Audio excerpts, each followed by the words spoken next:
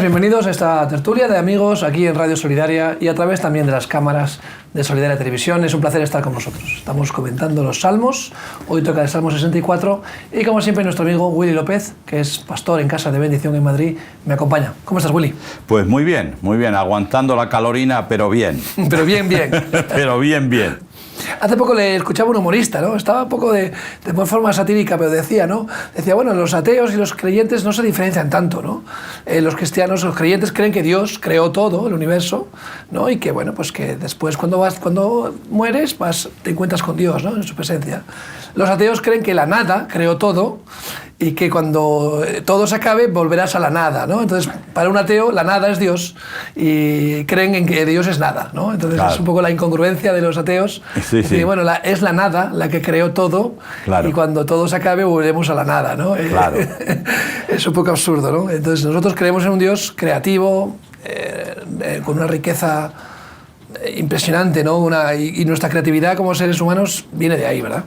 Sí, no. Yo por eso lo siento mucho. Seguramente mucha gente no estará de acuerdo conmigo. Habrá muchos no creyentes que dirán, pues, ¿dónde va este? ¿No? Pero yo el problema es que ahí está Darwin, ahí explica y desarrolla la teoría, que todavía sigue siendo teoría de la evolución, como la evolución de las especies hasta llegar a los simios, y los simios de repente pues llegar, claro, lógicamente hay que inventar y hay que tratar de meter pues Cromañón, Neandertal para poder llegar al Homo sapiens. Hay que hacer escalones, ¿no? Pero yo lo que veo claramente es que el hombre funciona, se desarrolla, hace las cosas conforme me enseña la Biblia. Entonces me resulta curioso, ¿no? Porque según la teoría de la evolución, después del Homo sapiens tendría que pasar a otro estado superior. Sin embargo, no. O sea, lo que pasó hace 10.000 años sigue pasando hoy. El hombre es capaz de lo mejor y de lo peor. Cuando se deja llevar por los instintos, es capaz de lo peor, de lo peor, de lo peor.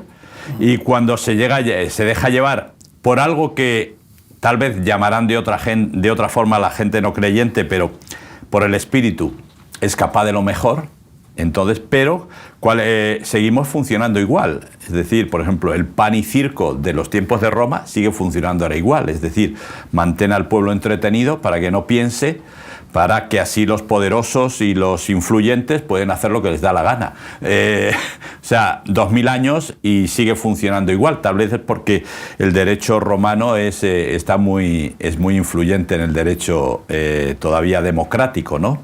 Entonces, bueno, a mí yo por eso lo siento mucho, pero intento entender la teoría de la evolución, pero no soy capaz. No soy capaz. Viendo el final del eslabón, que es el hombre, el Homo sapiens, cómo sigue funcionando, cómo sigue desarrollando, cómo sigue haciendo las cosas, para mí es todo conforme a Génesis capítulo 3, cuando Satanás les engaña, le dice, y seréis como dioses, ¿verdad? Y discerniréis entre el bien y el mal. Hasta hoy en día, el hombre sí se ha creído Dios, pero sigue sin discernir entre el bien y el mal. El bien es lo que a mí me viene bien, el mal es lo que a mí me viene mal. No tengo una cosmovisión. Lógicamente, a un ateo la cosmovisión no tiene ningún sentido, porque como Dios no está en la ecuación, pues yo puedo pensar como me dé la gana y normalmente voy a pensar de forma egoísta. Cuando uno tiene a Dios en la ecuación, su cosmovisión tiene que ver con ¿qué hace Dios? ¿Dios necesita de nosotros? No. Dios piensa en nosotros porque sí. Y de ahí viene que eso, lo que ocurre es que entonces nosotros tenemos la capacidad de pensar en los demás. Cuando somos ateos o cuando no creemos en Dios no tenemos esa capacidad porque no nos la planteamos. Claramente, si no existe Dios, no existe ¿para qué? La necesidad de tener del bien y del mal, ¿no? O de pensar en los demás. O de pensar en los demás, no hay una piensa moral, ¿no? en ti, ya está. Eso es. No, y luego la gente se extraña, ¿no? Entonces, de por qué la humanidad va como va cuando ha quitado a Dios de la ecuación, claramente, ¿no? En el momento que se quita a Dios y se sustituye por religión, o por ateísmo, por folclore. o por folclore, o se sustituye directamente por regímenes pues dictatoriales, o tanto un ismo como el otro ismo. Al final, todo aquello que está sin Dios en la ecuación, pues falla y se desmorona, ¿no? Se va desmoronando. Igual que cayó el Imperio Romano, igual que cayeron todos los imperios, este imperio de accidental en el que vivimos también caerá, porque no está Dios, no está en la ecuación, ¿no? Sí. Se ha quitado Dios de la ecuación, tanto de Estados Unidos como en Europa. En los países más judeocristianos han ido eliminando a Dios de sus instituciones, ¿no? Y eso traerá consecuencias. No, y la vida, quiero decir, claro, eliminar a Dios es mejor. ¿Por qué? Porque eliminar a Dios hace que tengas una conciencia más libre, supuestamente, que no es verdad, porque tu conciencia está condicionada por todo lo que hay alrededor. Es decir, lo hemos hablado aquí muchas veces. Cuando yo tengo que decir, yo tengo que hablar de forma correcta para la sociedad, o con lo que hablamos políticamente correcto, lo que digo tiene que estar en concordancia con lo que piensa la mayoría, o a veces no la mayoría, la minoría, y la mayoría que se deja llevar, ¿no? Sí. De tal manera que ya no soy libre, o sea, mi conciencia no es libre. Claro. Yo no puedo decir, por ejemplo, ahora, pues, creo que había que dar una oportunidad a los niños no nacidos, adopción. Hay un montón de posibilidades de esto, de que no haya que abortarlos como única medida, ¿no? Pero, lógicamente, yo quito a Dios de la ecuación y la conciencia, ya, en cierta manera, la conciencia la fabrico yo.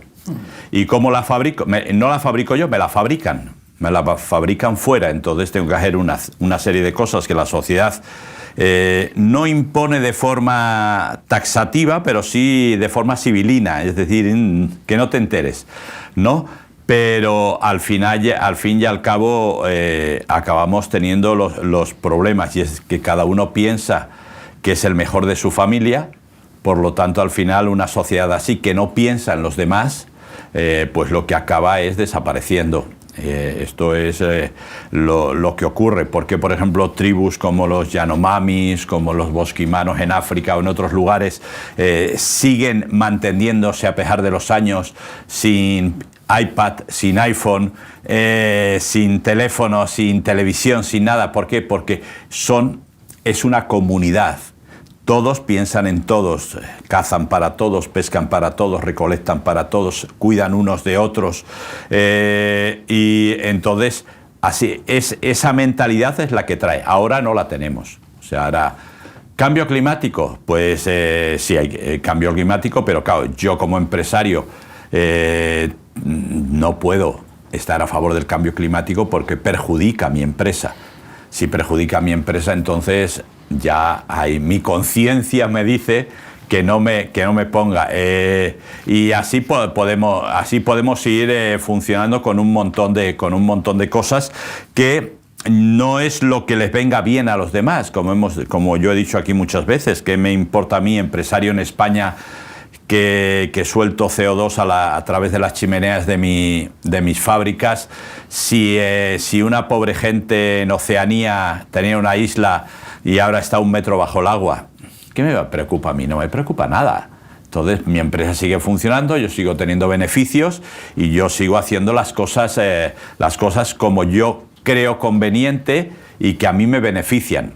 Y ese es el gran problema, y eso es lo que yo creo que al final una civilización tiende a desaparecer por este tema, y es porque solo nos preocupamos de nosotros mismos. Claramente el ecosistema, ¿no?, de esta sociedad, ¿no? Sí. En el que yo, lo mío, y cuando el Señor dice, ¿no?, en su palabra, que nuestra obligación, que la verdadera religión, o como Dios resume toda la Biblia, es amas al Señor tu Dios y al prójimo. O sea, es una relación con Dios en la que uno tiene una relación personal de amor. El amor no es voluntario, nunca es forzado. No puedes obligar a nadie a que te ame, no te puedo amar a la fuerza. Yo te voy a dar mi amor, tú lo puedes recibir o no, y me lo puedes devolver o no. Sí, eso siempre está en nuestra mano, ¿no? De tal manera que al final Dios nos dio esa posibilidad, ¿no? De decir, oye, yo puedo amarte, quiero que sea recíproco, ¿no? Entonces tenemos que tener una relación personal, y luego tienes que establecer esa misma relación, ese puente que yo he establecido contigo por medio de Jesús, que es el que ha hecho posible, ¿no?, que tengamos acceso al Padre, ¿no?, que está en los cielos, podamos tener esa misma relación con el prójimo, ¿no? Jesús dice, ¿quién es el prójimo? Bueno, pues te cuenta quién es el prójimo, el próximo, el cercano, claro. El que está a tu cerca, ¿no? Primero los tuyos, pues Jerusalén, Judea, Samaria, hasta los confines de la tierra, ¿no? Claro. O sea, en realidad, hasta donde te alcance. ¿Dónde te alcanza para tu familia? Pues hasta tu familia. Claro. ¿Te alcanza para tu familia, la congregación? Pues mira, vas ampliando tus estacas, ¿no?, que la Biblia nos enseña. Y la fe va creciendo y el amor va creciendo, porque en la medida que amamos, somos amados, ¿no? Creo que es bonito pensar así la fe, ¿no? La fe obra por el amor. O sea, no es cuestión de decir, no, qué bien que eres un creyente, que te riges por las normas, que ayunas, que eres cumplidor con las leyes espirituales, pero luego resulta que no amas, ¿no? La Biblia dice, mira, por muchos dones, por mucho bien que hagas las cosas, si no amas, no, ahí no está Dios, ¿verdad? No, y ese es el gran problema que tenemos, y yo creo que esa es la gran apuesta que tiene que hacer la Iglesia. En una sociedad que se va deteriorando, simplemente porque la gente cada vez va pensando en sí misma, cada vez más, la Iglesia tiene que dar ese concepto de cuerpo, ese concepto de comunidad, y no solamente darlo, sino que se vea, ¿eh? Entonces, ahora, ¿qué es lo que ocurre muchas veces? Que estamos demasiado centrados. De hecho, siempre se ha dicho que el único ejército que remata a sus heridos es la Iglesia.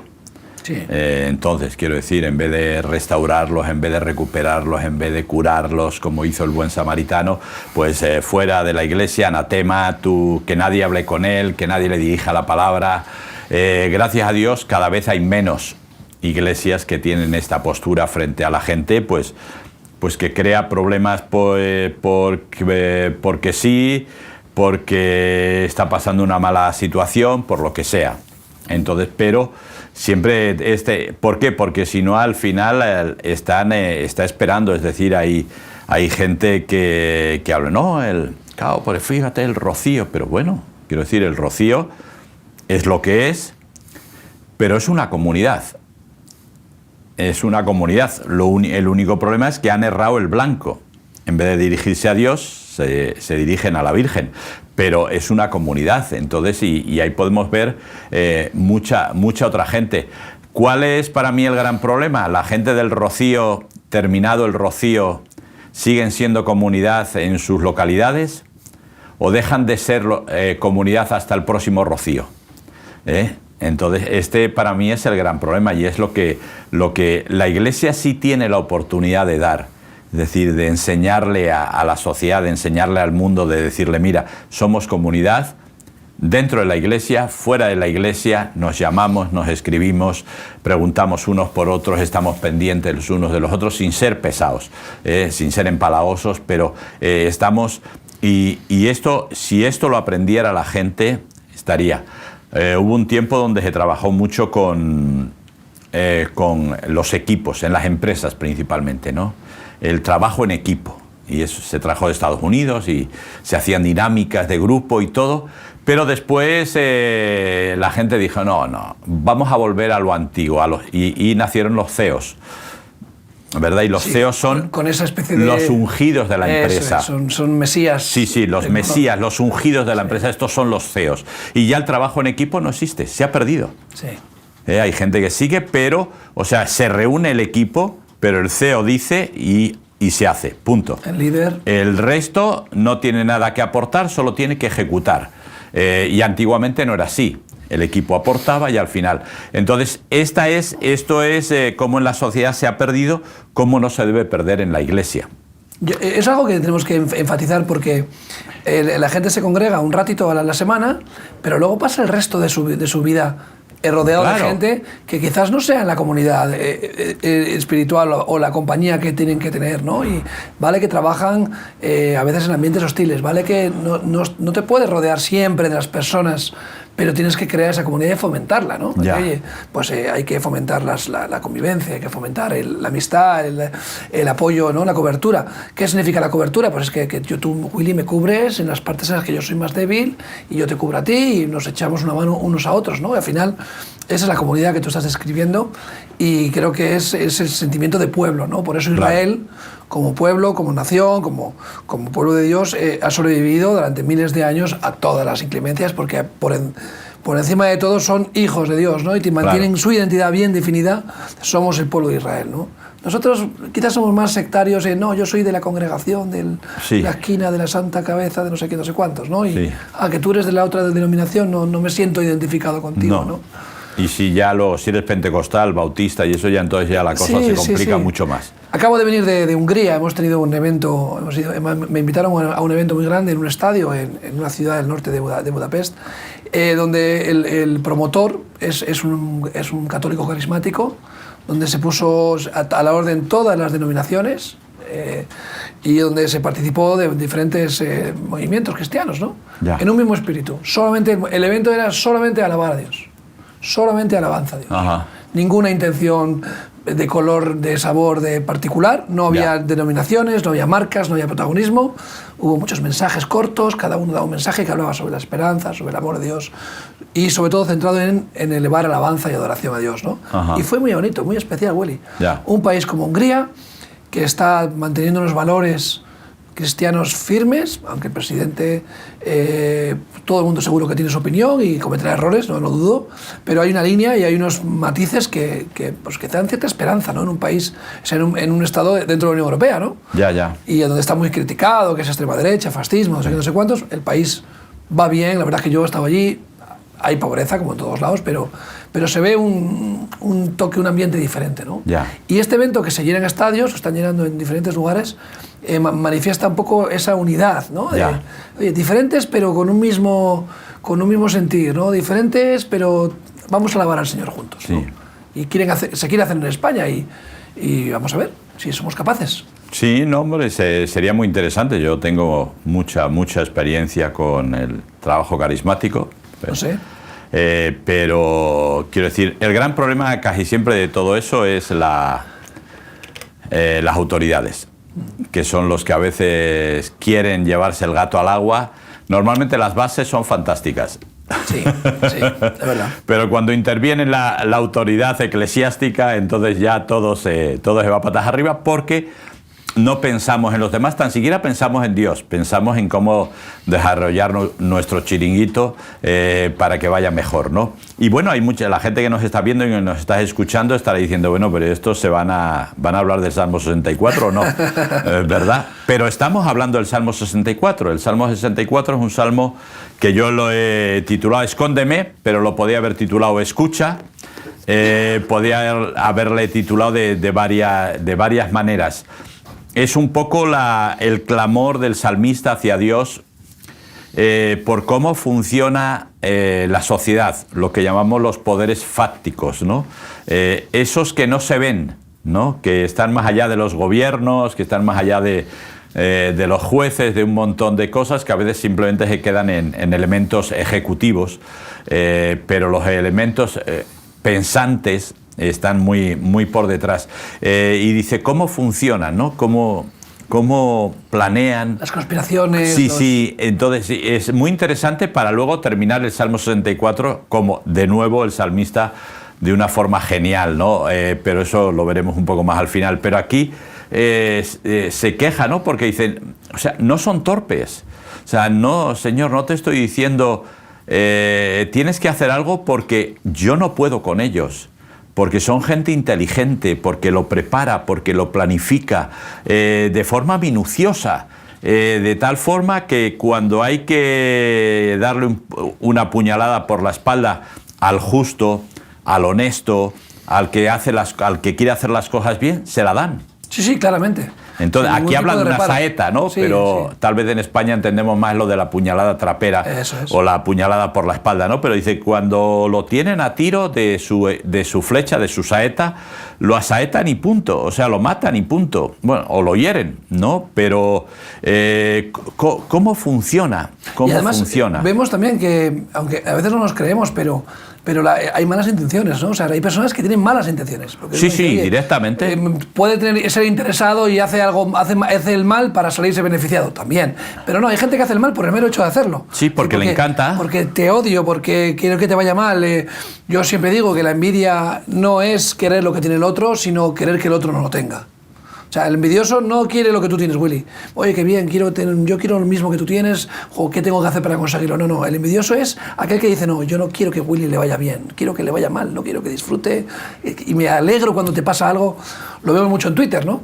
Pues ayer asesinaban en un tiroteo en Madrid al hermano de una mujer, de una político en España muy conocida, y los adversarios políticos ya estaban tardando para alabar el asesinato, ¿no? de un hombre que ni siquiera es político, porque tendría sus ideas, porque tendría sus conflictos, sus problemas, no lo saben, yo no sé el contexto, pero que alguien se alegre del asesinato violento de otra persona demuestra lo mezquino y ruin y miserable que puede ser, ¿no? Jamás deberíamos alegrarnos por la muerte de un adversario o de un amigo o de nadie, ¿no?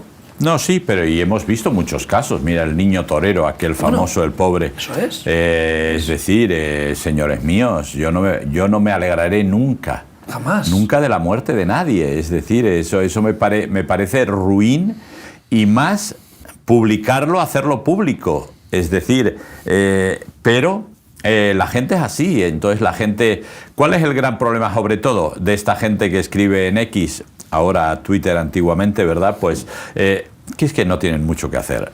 Sí, pero también hay malas intenciones, veo, ¿no? Sí, no, O sea, la intención, la maldad. Porque oye, uno puede ser torpe. Claro. Yo soy muy torpe. Yo me puedo equivocar y un día puedo tener un exabrupto, puedo cometer un error. Pero en la maldad, ¿no? Ser maligno, ¿no? Te voy a hacer daño, te voy a hundir porque es que te odio, te quiero mal, ¿no? No, algo que no puedo entender, ¿no? Claro, por eso yo siempre, y lo he dicho aquí varias veces, a mí no me produce mucha preocupación que Julio mañana sea Julia, o que Julia sea Julio. Me preocupa cuál es su corazón. Porque si Julio es mala persona, Julia va a ser mala persona. Y si Julia es mala persona, Julio va a ser mala persona. Y eso es lo que va a aportar al mundo, porque al final puede haber un cambio de sexo, sin llegar al cambio de sexo puedes sentirte de otra manera, pero lo que tú vas a aportar es tu corazón, no tu sexualidad, ni tus genitales. O sea, tú vas a aportar tu corazón, y lo que seas, eso es lo que van a recibir los que estén cerca de ti. Por lo tanto, nos preocupamos mucho de eso, pero no nos preocupamos de cómo es la gente, de darle las oportunidades de que la gente sea mejor persona, mejor gente, que piense en los demás, que no piense solo en sí mismo. Entonces, ahora, hasta hacían un anuncio de televisión, ¿verdad?, de un té famoso de dedícate al yoísmo, ¿verdad?, que tiene otra connotación, ¿vale? No va por ahí, pero me hacía mucha gracia, ¿no?, el yoísmo. Es decir, sí, o sea, la gente practica el yoísmo. Mucho. El yoísmo, es decir, o el yoísmo o el yo mismo. Sí, sí. Y entonces, esto es lo que nos lleva a cada vez pensar más en nosotros mismos, y es a lo que nos lleva a que normalmente cambie nuestro corazón.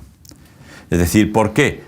Porque como al final el importante soy yo, todo lo que tengo que hacer tiene que ver con que yo me sienta bien, aunque eso reviente la vida de los demás, o normalmente de los que están cerca de mí.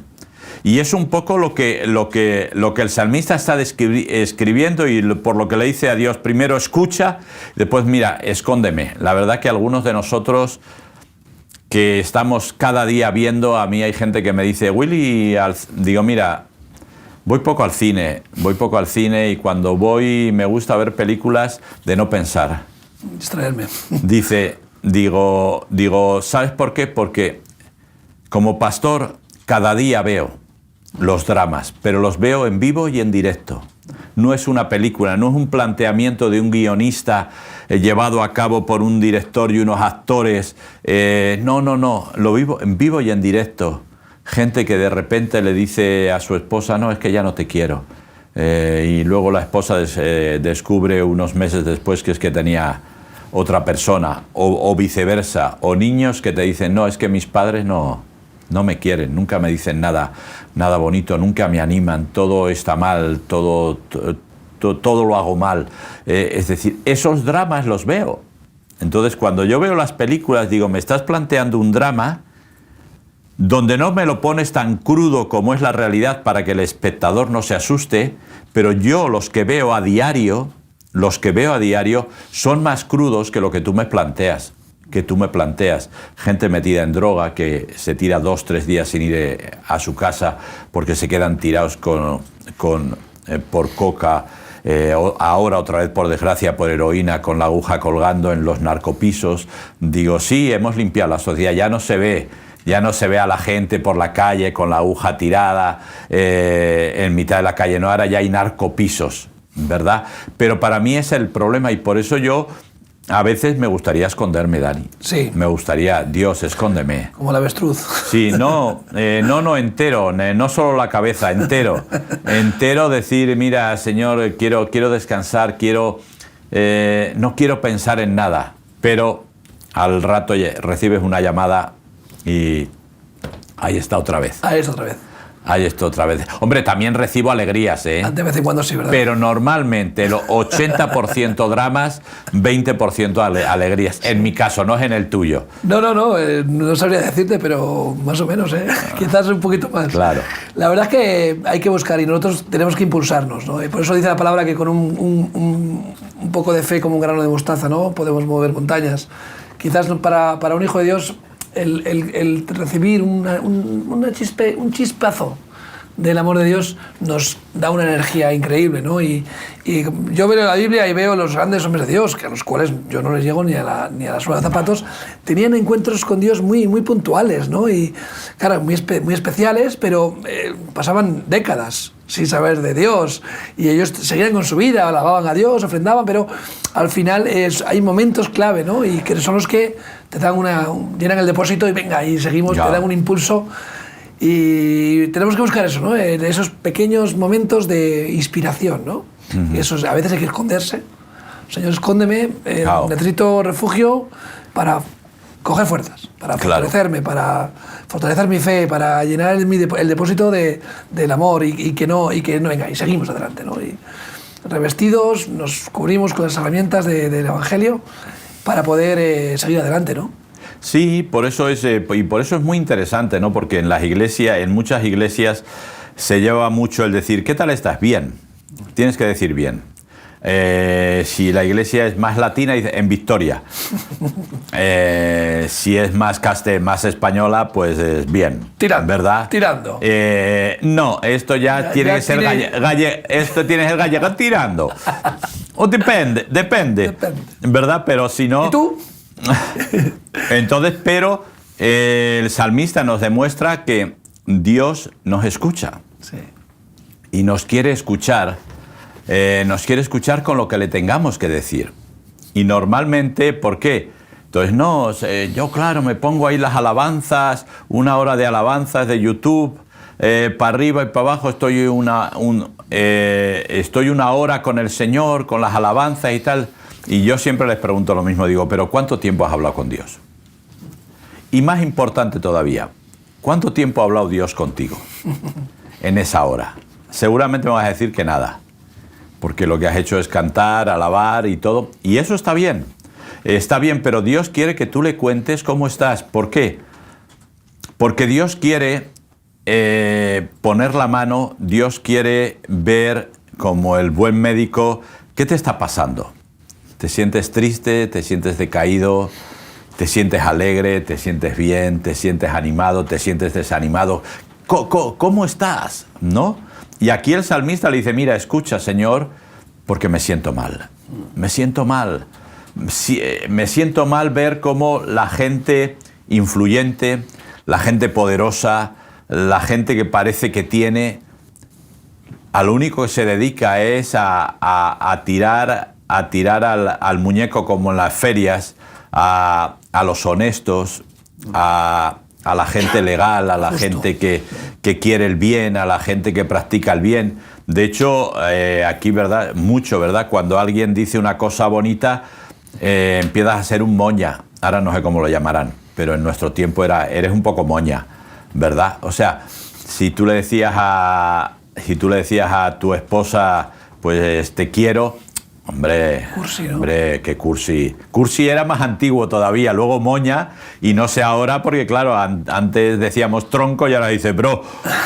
Entonces no sé muy bien cómo va la jerga, ¿no? Yo sé que ahora la mayoría son anglicismos, ¿no? Sí. Porque tronco era muy español, bro es un anglicismo de brother, pero bueno, me supongo que era la globalización de Internet que nos lleva a dejar de hablar español para empezar a hablar inglés.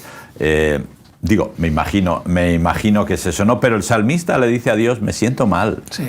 Me siento mal. Y qué bueno cuando nos podemos acercar a Dios, le podemos contar a Dios, no dándole la chapa, no aburriéndole, pero mira, Dios, me pasa esto, y luego deja que el Espíritu Santo hable a tu corazón, porque vino para eso.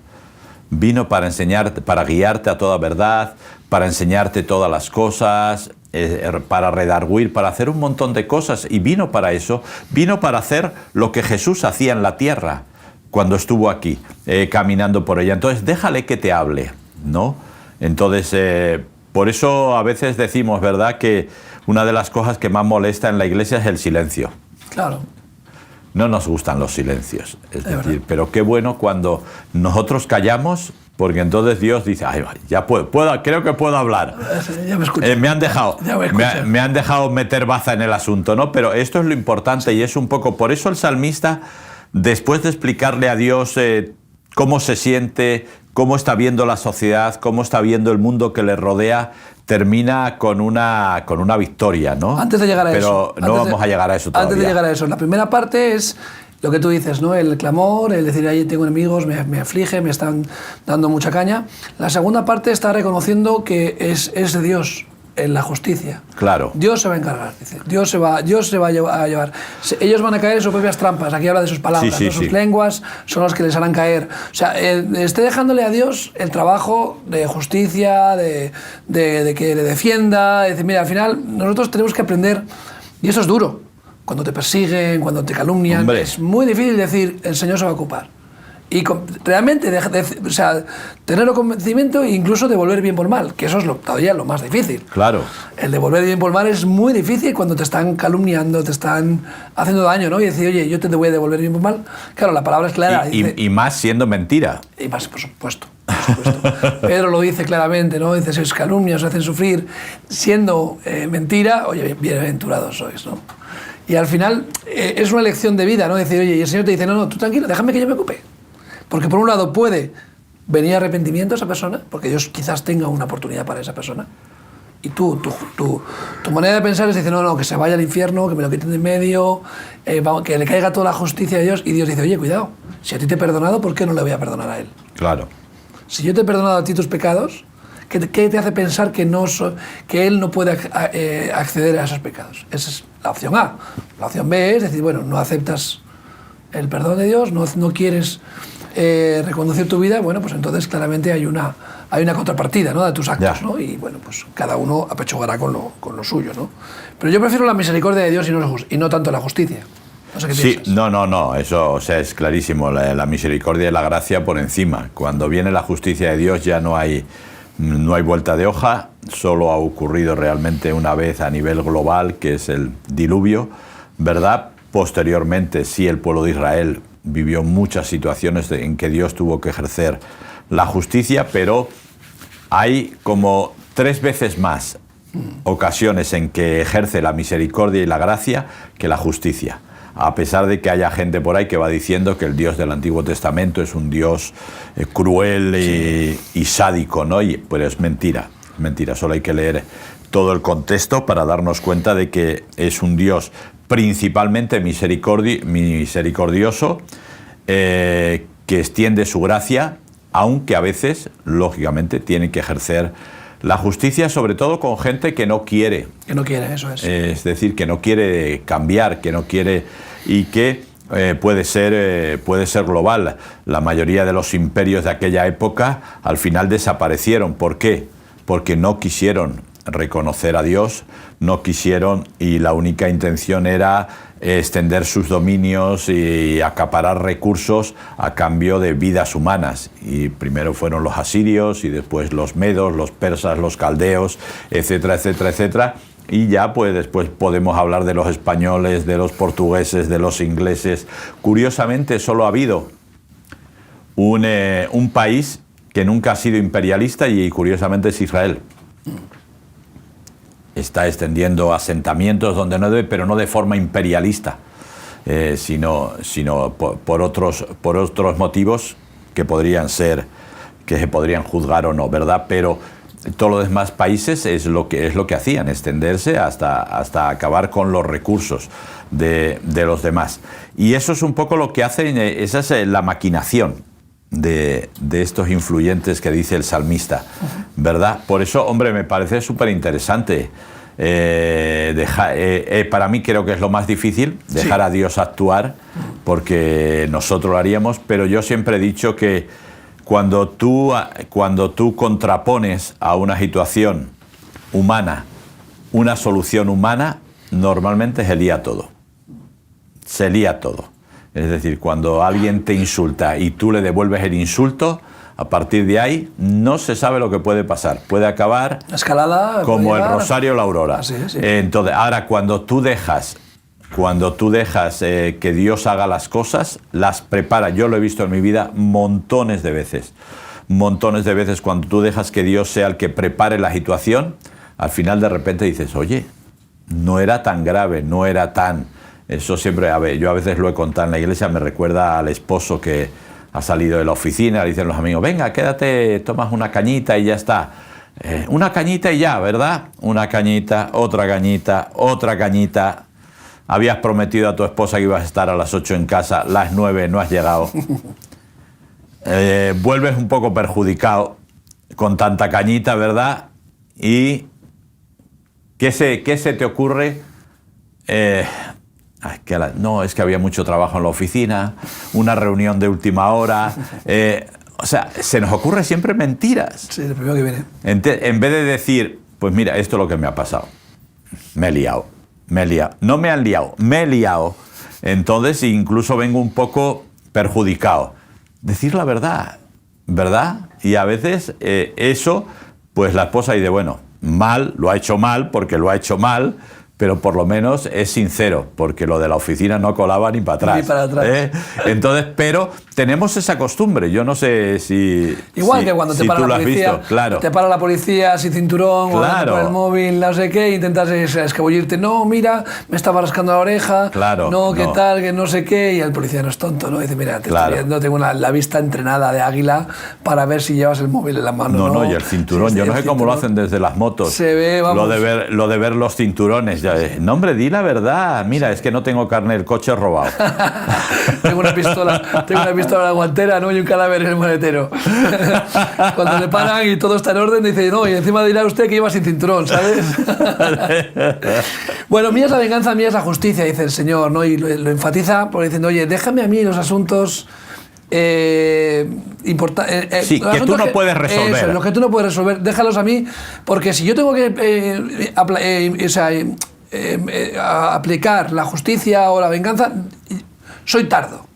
Ya. Soy tardo para eso. Sí, para la ira. Tardo para la ira, dice la palabra de Dios. Entonces, me airé, Dios se aira.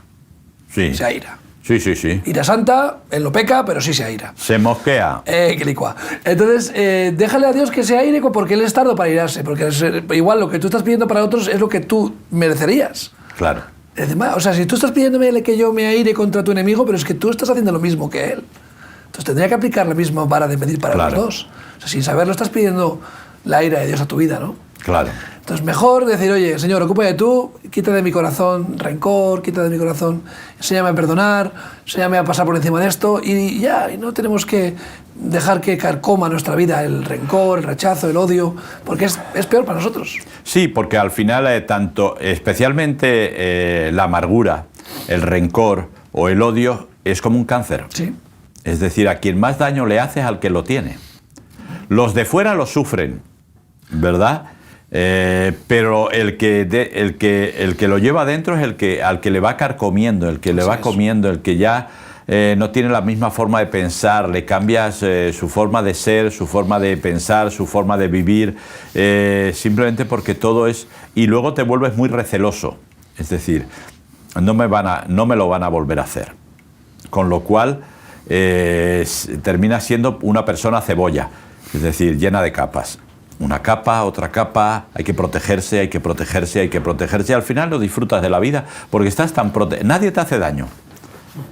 Estás tan protegido que nadie te hace daño, pero no disfrutas de la vida. Claro. Al final, ¿no? Entonces siempre es mejor decir, bueno, Señor, haz tú las cosas, ¿no? Y es lo que el salmista nos va diciendo. Dice, aunque son muy inteligentes, aunque lo preparan todo muy bien, sí, al final pon tú la mano. ¿Por qué? Porque cuando tú pongas la mano, cuando tú hagas las cosas, dice, entonces ahí están los dos versículos finales, dice, entonces. Eso es, entonces temerán todos los hombres y anunciarán la obra de Dios y entenderán sus hechos. Se alegrará el justo en el Señor, confiará en Él y se gloriarán todos los rectos de corazón. Por un lado, primero, que todos los hombres van a temer, van a conocer a Dios, van a saber de Dios, ¿no? Y anunciarán la obra de Dios. O sea, que fíjate tú que hasta los incrédulos también van a anunciar la obra de Dios, porque es que es como cuando tienes un caso médico milagroso y el doctor dice, esto ha sido un milagro, ¿no? Y claro. Pero usted es ateo, doctor, ya, pero es que esto es algo inexplicable, ¿no? Claro. O sea, hasta los ateos van a dar gloria a Dios, ¿no? Una de los doctores que van a nuestra residencia de mayores en Zaragoza, ajá, pues durante toda la pandemia y de todo, ¿no? Ella dice que en vez de llamarse la edad brillante, tiene que llamarse la milagrosa, la residencia. Dice, porque os mandamos aquí a los abuelitos a tener los últimos días y aquí aguantan meses y años, ¿no? O sea, que ustedes les prolongan la vida de alguna manera milagrosa, ¿no? Y no es creyente, ¿no? O sea, yo veo aquí eso, ¿no? Que todos los hombres temerán. Al final llegará un momento en el que hasta el más ateo, macho, hasta el más ateo... Claro. Cuando oyen los truenos le va a rezar, ¿no? Y anunciarán la obra de Dios y entenderán los hechos. Qué triste, ¿no? Que alguien que ha sido ateo toda su vida, ¿no? Que ha tenido a Dios a un lado y que lleguen al final de sus vidas y digan, pues si yo,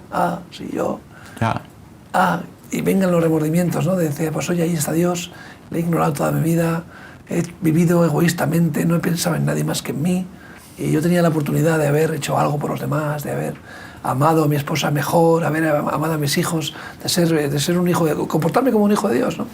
Claro, pero bueno, ahí yo mejor aplico más vale tarde que nunca. Sí, también, me vale. Claro, aunque sea en el 94, la prórroga de penalti. Claro, ahí está. Que esos milagros sí los hemos visto en la tele. ¿No? Pero es triste, ¿no? Para mí es muy triste darte cuenta al final.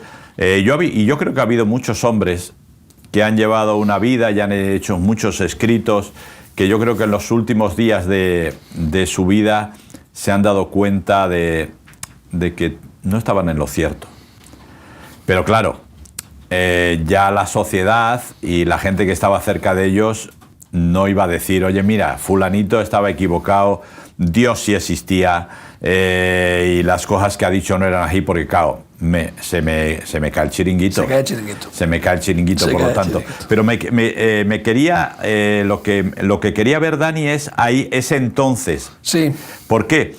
Porque ese entonces significa que hay un momento cuando nuestra actitud cambia frente a una situación en que la situación cambia.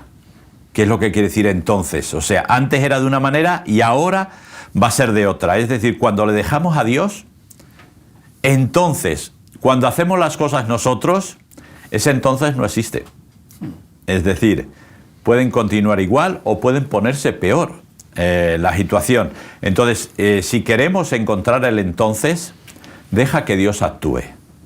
¿Por qué? Porque el Espíritu Santo es el que va a traer convicción sobre la gente para que diga, es que Dios sí que existe, es que mira las obras de Dios, es que fíjate lo que Dios ha hecho, etcétera, etcétera.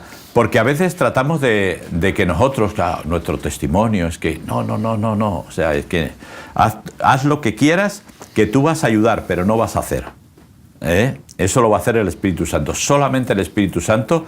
¿Por qué? Porque hay un cambio. Y entonces ahora pues todo el mundo se aprovecha, ¿verdad? Y no, claro, Dios no existe porque la enfermedad en el mundo, porque el hambre en el mundo, porque los niños, porque las guerras, porque no sé qué, porque no sé cuánto. Y Dios sigue diciendo, vale, o sea, ¿por qué? Porque lo quieres resolver tú. Es decir, que ahora me apetece invadir otro país, invado otro país. Que ahora me apetece que Sudán se tiene que dividir en más, o que en Etiopía tiene que pasar no sé qué, o en que el otro tiene que pasar lo otro. Pues entonces sois vosotros los que estáis intentando poner vuestras soluciones, que lo único que están trayendo es muerte y calamidad. Cuando me dejéis a mí, entonces las cosas van a cambiar, van a ser totalmente diferentes. ¿Queréis el entonces? Sí. Pues entonces dejarme hacer a mí. ¿Queréis seguir como hasta ahora? Pues venga, adelante, todo vuestro. Continúa por donde ibais. Claro. Aquí no hay nada que ver. Claro, no hay. Todo vuestro, y bueno, cuando acabéis con el planeta, pues igual tenéis que ir a la Luna o igual tenéis que ir a Marte, y ya cuando acabéis con la Luna o con Marte, pues ya no sé dónde iréis. Es ridículo, es ridículo. Se alegrará el justo en el Señor y confiará en Él, ¿no? Y se gloriarán todos los rectos de corazón. El justo no es el perfecto, no es el santo, no es el que todo lo hace bien. El justo es el justificado, el que Dios, claro, al que Dios ha rescatado, ¿no? Por el que Dios ya pagó en la cruz, ¿no? O sea, decir, oye, justo no es que digáis que este es perfecto, este no se equivoca. No, es el que ha sido apartado para Dios, y a ese es el que se va a alegrar realmente. No porque los enemigos hayan caído, ¿no? Sino porque va a ver la mano de Dios, la misericordia de Dios en su vida, ¿no? Y va a ver que por el proceso hemos pasado desiertos, dificultades, problemas, pero el Señor siempre estuvo ahí, ¿no? Claro. Escóndeme, el Señor me escondió, me libró, participé, como tú has dicho, no es que yo hiciera nada especial, participé tanto de las bondades o de las dificultades, de la persecución, he participado un poco de todo el proceso de la vida, pero en el final, en ese entonces que tú estás diciendo, yo veo la mano de Dios. Claro. Y le doy la gloria a Dios. Por eso me alegro, ¿no? Señor, siempre has estado conmigo. Señor, me has escuchado. Atendiste mi voz. Cuando te necesité, acudiste mi ayuda. Cuando pasaba dificultades, me dabas compañía. O sea, qué bueno, ¿no? Es alegrarse en el Señor, ¿no? Sí, fíjate que habla de dos cualidades del que va a estar al final ahí. Uno es justo y otro es recto, ¿no? Entonces, justo, tú lo has dicho muy bien, es el que está justificado, o sea, eso no somos nuestros. Lo que pasa es que como en la sabiduría popular, siempre, el justo Job. No, Job léete el libro de Job y verás cómo Job hablaba y decía y... sacaba cosas, etcétera, etcétera, pero porque era justo, porque estaba justificado por Dios a través de Jesucristo. Eso ya está hecho. Así que todos tenemos la oportunidad de ser justos. Cristo murió en la cruz del Calvario para justificarnos. Aquel que lo acepta y se arrepiente de sus pecados es justo, y el que no, pues no. O sea, no hay ningún problema, no se le obliga a nadie. Entonces, eso por un lado. Por otro lado, el recto. ¿Qué haces a partir de ese momento? Claro, el recto, eso a partir de ahí. Es decir, entonces, el recto es aquel que no se desvía para alcanzar el blanco. Eso es como el otro día estaba viendo el campeonato del mundo de tiro con arco, ¿verdad? Y lo ves disparar, bueno, ya no parecen arcos, parecen de la Guerra de las Galaxias aquellos arcos, pero la recta. En cuanto tú trates de desviarte, de hacer una curva y lo que sea, ya no das en el blanco. Y el recto tampoco habla de decir el perfecto, el que todo lo hace bien, no. El que no se desvía para alcanzar el blanco. Él tiene claro cuál es el blanco. Y el blanco es la vida eterna, el blanco es vivir cerca de Dios y vivir conforme a lo que Dios me enseña con la ayuda del Espíritu Santo. Ese es mi blanco. Entonces, por eso cuando hablamos de pecado siempre decimos que pecado es amartía, es decir, errar el blanco. Y entonces cuando erramos el blanco es porque no hemos sido rectos. Así es. Entonces, quiero decir, que la gente no crea que justo y recto son dos palabras que son inalcanzables. No, no. Una te la da Dios por lo que Cristo hizo en la cruz del Calvario, y la otra es simplemente tú, que tienes claro dónde quieres ir, lo que tienes que conseguir, cuál es tu blanco, ¿no? Y, lógicamente, pues, a lo largo de la vida a veces nos desviamos, sí, más de una vez, sí, ¿verdad? Pero vuelvo a mi ser y sé lo que quiero. Esas dos personas son las que se van a alegrar. Y qué mayor alegría que cuando entra alguien en el cielo, ¿no? Dice claro, Dios, hombre. ¿no? Cuando alguien acepta y cambia su destino, ¿no? Y es bienvenido en la presencia de Dios, ¿no? Es así. El recto tiene un propósito, mirando, ¿no? Tiene un objetivo y no pierde la perspectiva, no está tan distraído, no está mirando las cosas de este mundo, sino que está mirando las cosas de Dios y continúa. Aunque lo que tú has dicho, ¿no? A veces te tropiezas, a veces resbalas. Como decíamos el otro día, no resbalaré mucho. Sí. Hay un poquito a veces... podemos, pero no trastabilleo, pero no caigo. Claro, con el tiempo ya el otro versículo decía no resbalaré. Eso. O sea, que se ve que se puede mejorar. Se puede mejorar. En los resbalones. No, y se puede mejorar en todo, ¿no? Y también en la rectitud, en las cosas. Claro. O sea, al final, al principio gateamos, luego andamos y luego podremos ir cada vez más y más rápido, ¿no? y más certeros. Willy, gracias. Nada. Nos alegramos. Yo me considero justo y recto, sí, porque como no lo he ganado yo... Así es. Gracias, Willy. Gracias a vosotros también por acompañarnos. Os encomendamos y que sigáis la programación de Radio Solidaria y Solidaria Televisión. Un fuerte abrazo.